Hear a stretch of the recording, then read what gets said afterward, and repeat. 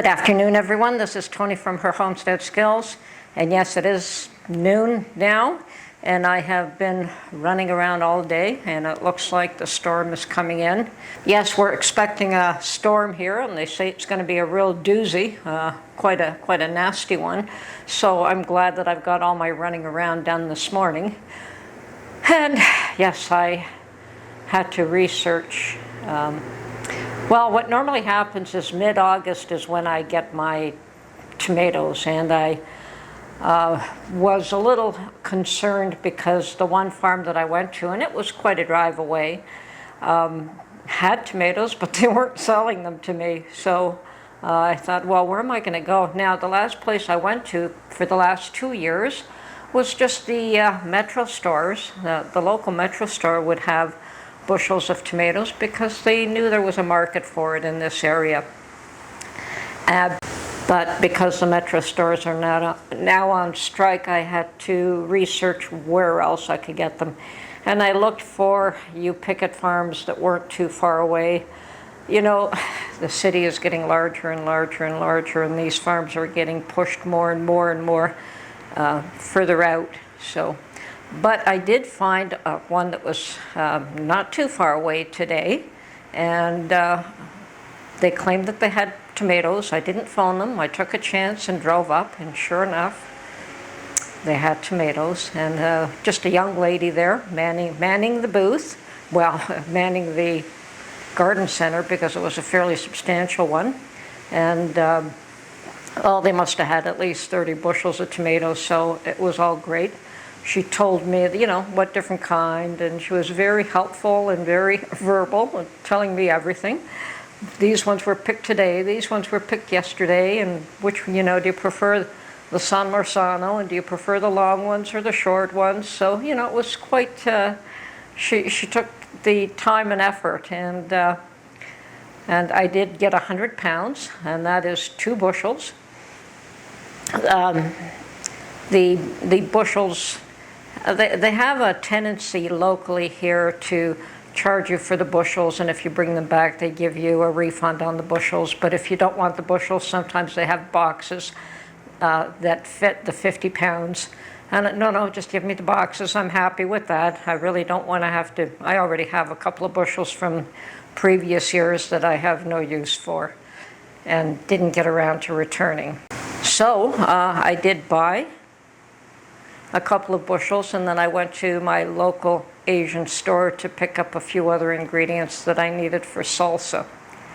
And then I figured, if I'm going to be making a lot of salsa, I better learn how to make chips. So this is my very first attempt at making tortilla chips. Fairly successful. I wouldn't say they were awesome, but it was the very first time. So anyway, I'll show you what I've done. All right. I wanted to get a couple of bushels of tomatoes, and these are apparently 1 1/9 bushel, and I'm happy with that. Cost was $27 each, which is about par. It's about right.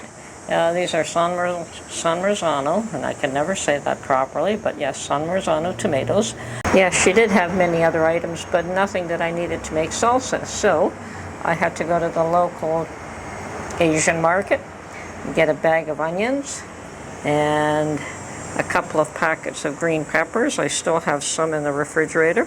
I did get 1 package of jalapenos, and I do have limes in the fridge, so that is my recipe. I also have hot sauces, so we'll test and do something with the hot sauces. But I'm going to give these a day to ripen a little bit more. So, meanwhile, another batch of bread and butter pickles have been sitting in salt for an hour or so. I'm going to give them a little bit more time. I have brine that has already been mixed up and left over from the last batch that I just put in the refrigerator, so this should be a quick and easy jar up. Okay, and if I intend to make a lot of salsa, I better learn how to make tortilla chips, and I did find a number of recipes to make them from scratch. but this is one that I found that uses cornmeal and flour, and I do have that in-house, and I'm going to try a batch of this. And if I don't like it, then I'll go out and buy the special flour that is more commonly used. Okay, so it calls for 6.5 tablespoons of each. So that's 3.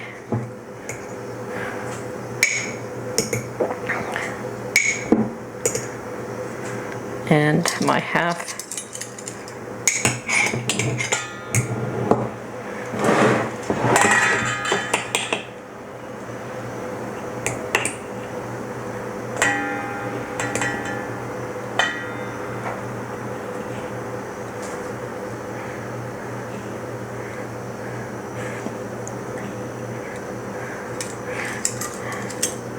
And a half. Okay, and 1/3 cup of water. So we'll see how this works out. Now, this is a fried recipe. I suppose you can bake it as well. And as for the water, it does say that you may have to adjust. Okay. Perhaps not.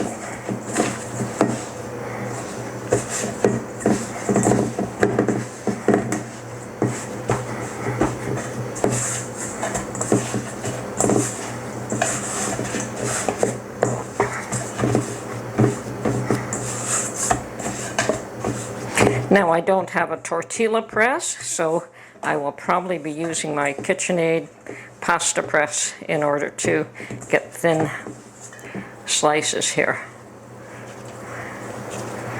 Okay, looks reasonable.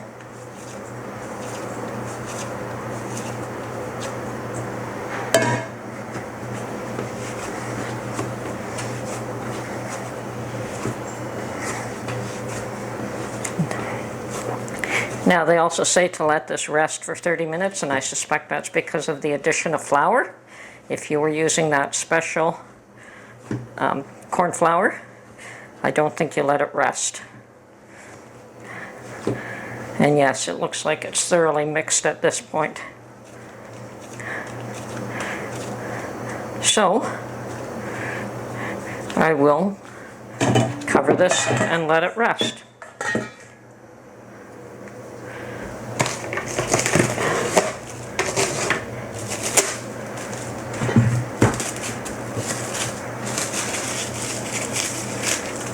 And we'll clean up and get everything else ready.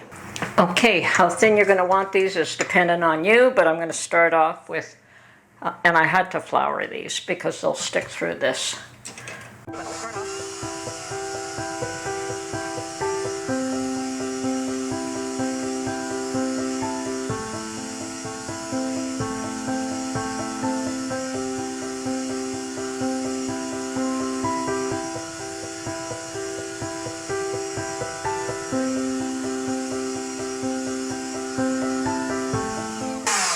Now I'm going to tighten that up. Okay.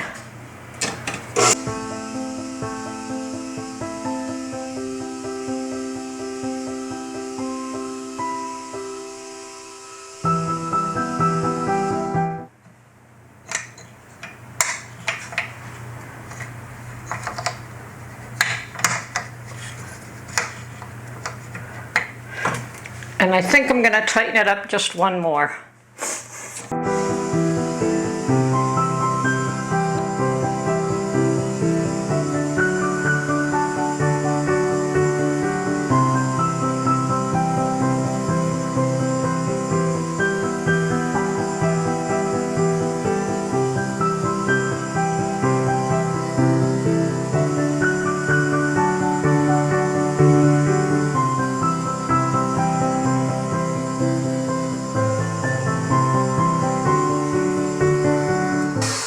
Okay, and from here I want to cut my wedges. Now these are not all the same size, but we tried. So,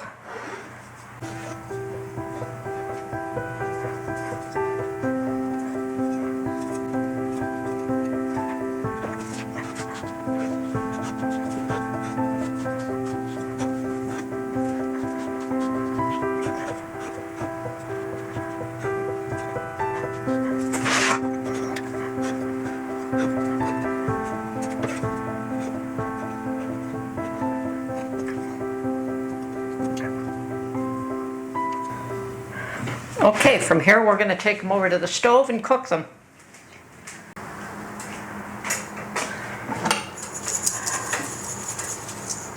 Seems as though I had my camera off again, but here we are. I still have enough here to show you what I'm doing.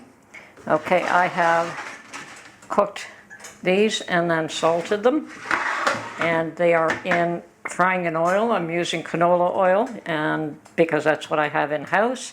Now you want a light oil, certainly, and a quick fry, and you don't want the temperature too high. We don't want them to really brown too much. We just want to make sure that they're cooked.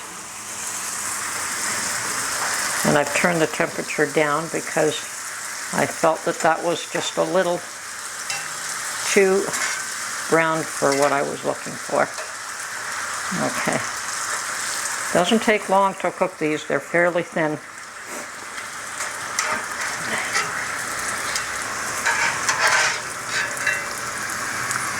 And you want to place it on a paper towel to absorb as much of the oil off as you can. And I like to salt them at this point while they're still hot. And you can also add a spice there if you want, but at this point I'm just adding salt. And don't burn that, Tony.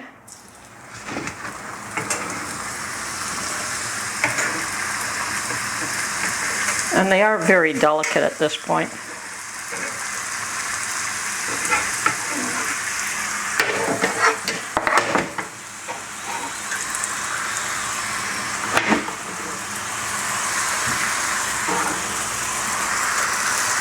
Okay.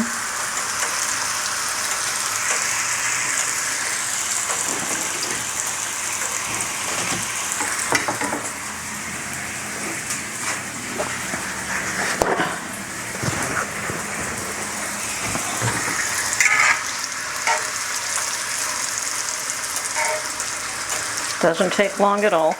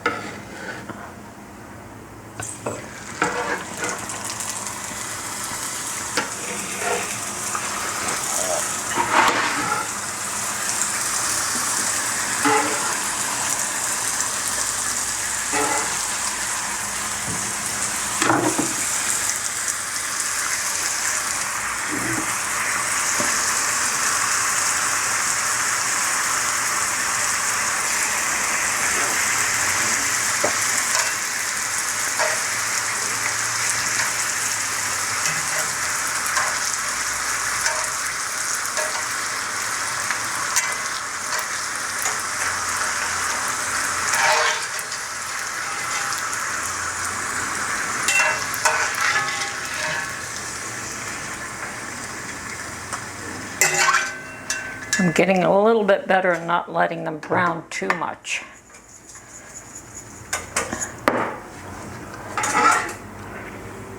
Like most things, practice, you learn a little bit more. The more you practice, the better it comes out.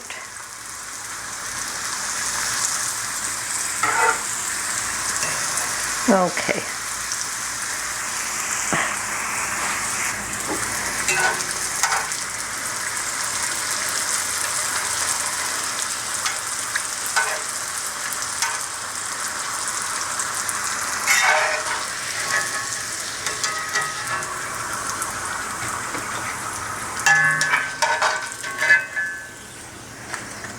Learning.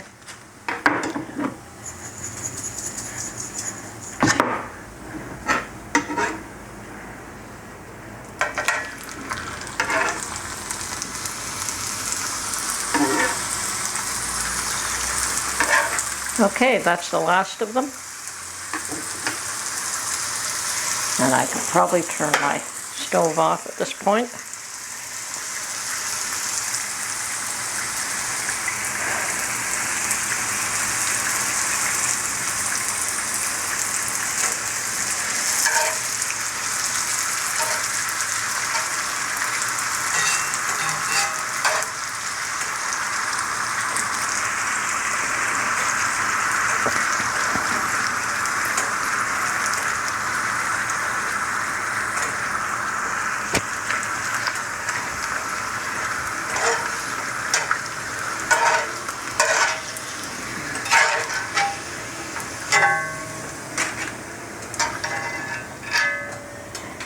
And I'm done. And I would say that the last batch came out, better than the first. Okay, that is my homemade chips.